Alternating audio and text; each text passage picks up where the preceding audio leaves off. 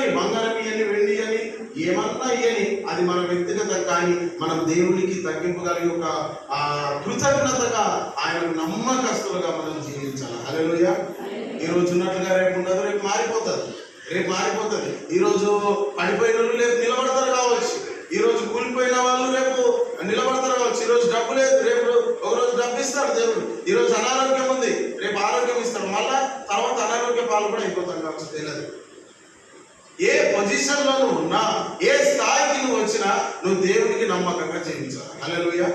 గర్వం రావద్దు మన జీవితం. కొంతమందికి డబ్బులు ఉంటే ఆగరు, డబ్బులు అయిపోయిన తర్వాత అయ్యో డబ్బులు లేవని అంటారు. ఆరోగ్యం ఉంటే అట్లా ఉంటారు, అనారోగ్యం అయిపోతే అయ్యో దేవుడు అని అంటారు. హల్లెలూయా.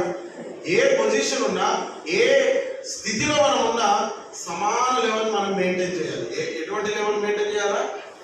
సమానమైన లెవెల్ మెయింటైన్ చేయాలి. ఆ డబ్బులు అంత ఐశ్వర్యంగా ఉన్నప్పుడేమో అయ్యో నాకేం తక్కువ అన్నట్లుగా ఉండదు.